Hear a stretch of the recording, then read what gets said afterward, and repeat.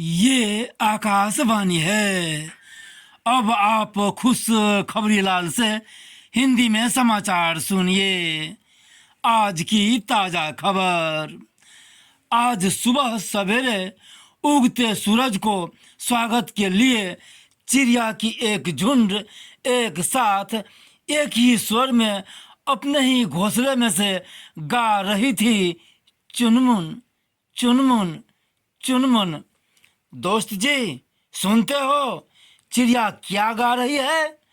मुसलमान दोस्त ने अपने हिंदू दोस्त से पूछा तो उन्होंने कहा चिड़िया गा रही है राम सिया दशरथ, राम सिया दशरथ, राम सिया दशरथ। इसे इग्नोर करते हुए मुसलमान दोस्त बोला कि राम सिया दशरथ नहीं बल्कि अल्लाह खुदा बरकत, अल्लाह खुदा बरकत, अल्लाह खुदा बरकत ये चिड़िया गा रही है।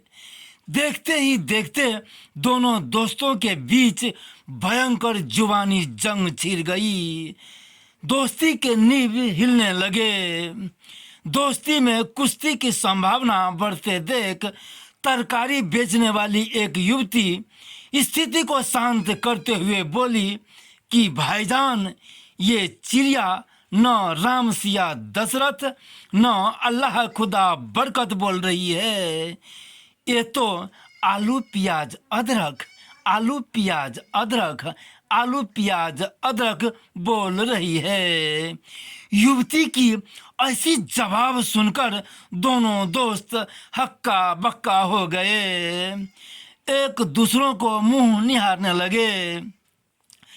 ठीक उसी वक्त एक विशाल मोछ वाले पहलवान सभी जवाबों को खारिज कर हालात को अपनी काबू में लेते हुए बोला कि ये चिड़िया न राम सिया दशरथ न अल्लाह खुदा बरकत न आलू प्याज अदरक बोल रही है, ये तो एक ही स्वर में दंड बैठक कसरत, दंड बैठक कसरत, दंड बैठक कसरत गाये चली जा रही है।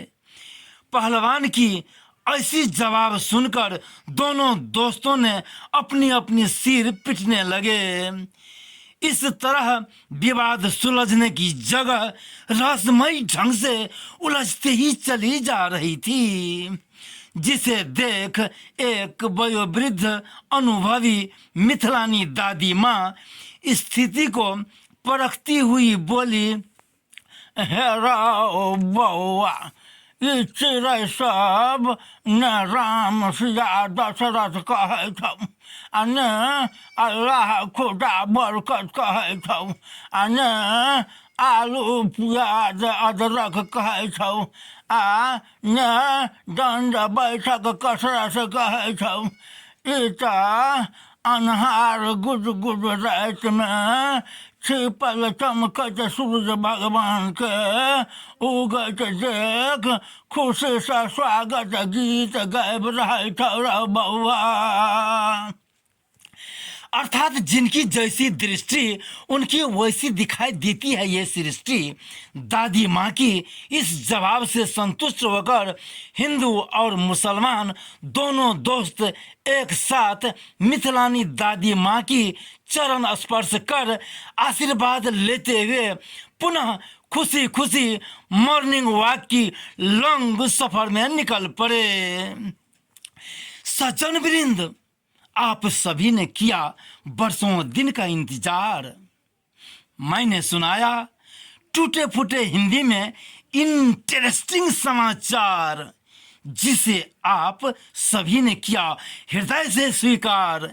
ये खुश खबरीलाल उर्फ खुशीलाल यादव करता है सभी को आत्मीय नमस्कार।